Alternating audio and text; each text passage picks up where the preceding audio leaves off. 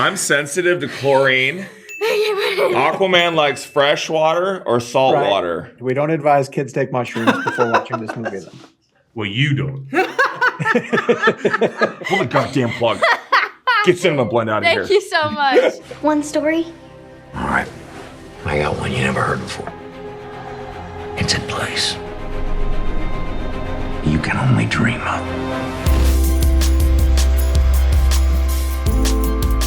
I'm curious if you could tell us what Flip smells like.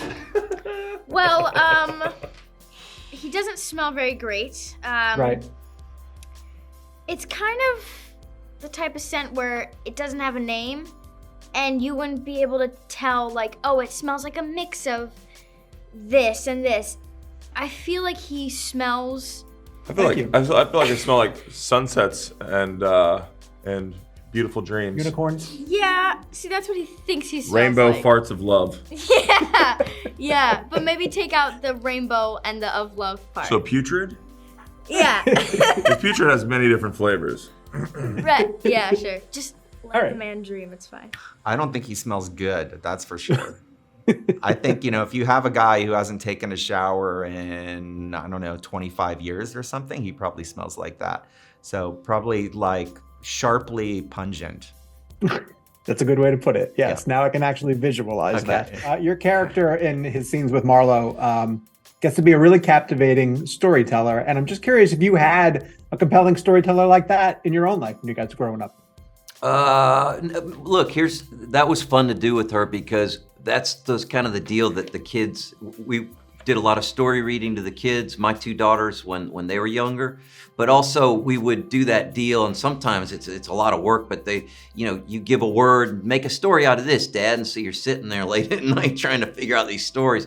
So it took me back to that with my own kids, and it's just very enjoyable, and I gotta say that she's a wonderful little, I say little actress, that's sort of demeaning, I think, I don't know, but she is little, she's not.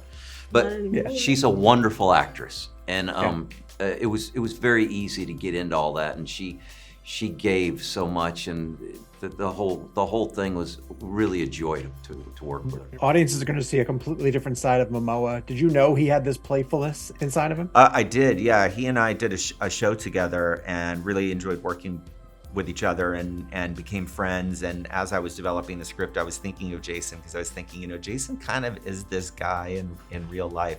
He's got this irreverent side and mischievous side. He's really funny, can be really silly, really emotional also at the same time. And I'm sensitive. And I just thought, this is a really great opportunity for him, but also to show people a very, very different side of Jason.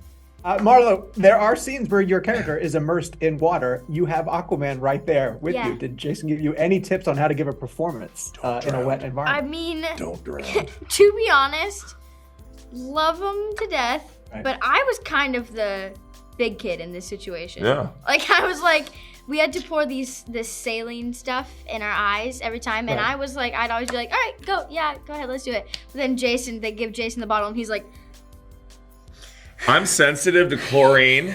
Aquaman likes fresh water or salt water. Right. Chlorine, I don't do. Fresh water. Don't do pools. I'm curious what that movie was for you when you were a kid. If you can remember the first thing you saw that was just like, oh my gosh, dreams are coming to life on screen. I think I was around the time of, maybe I was a bit older than that, but it wasn't so far away from Jurassic Park time. And the idea that, we can make something extraordinary look believable, it was really cool. What I like about this movie visually, and we were talking about it a little earlier, because I don't feel like I've seen it like this before, because you bring in this element of dreams, you can have more creative freedom with the visuals, because it's not based in a very defined reality. So the movie at times feels like it's a film that's also microdosing mushrooms, where there are these swathes of kind of different subconscious that you wouldn't see in a normal film. So you can get wrapped up in it and anything can happen. Right. We don't advise kids take mushrooms before watching this movie then. Well, you don't. I'm curious if you can remember the movie that did that for you when it first taught you what you can actually see massively on the big screen. I don't know, I'm so old, so Wizard of Oz blew my mind when I was a little kid. When it went to color, I was like, oh God, color. Yeah. It's Emerald. Freaking flying monkeys. So I'm old. So I mean, it's let's say Wizard of Oz. Yeah, I'm so old. I did the junket for that one. It was great. They were terrific. Oh my gosh. So I'm really curious how Francis was able to convey what the finished product was going to look like for you on set each day. So he would paint a picture, but I guess it was already a relationship of trust that I had with him. I mean, seeing everything around and being given as much as I did just gave me a bit of a physical feel of what it's going to feel like. I mean, he painted the picture quite vividly, and I think the writing as well does that. So I did have to depend a lot on my imagination.